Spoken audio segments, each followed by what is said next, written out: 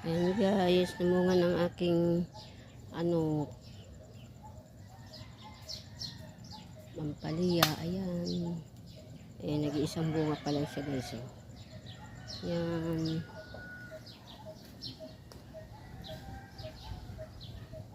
Mulaklak na to siya dito. Hindi mo siya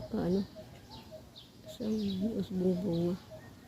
Bulaklak lang, wala pang Ito pala ang nabuo niyang bunga.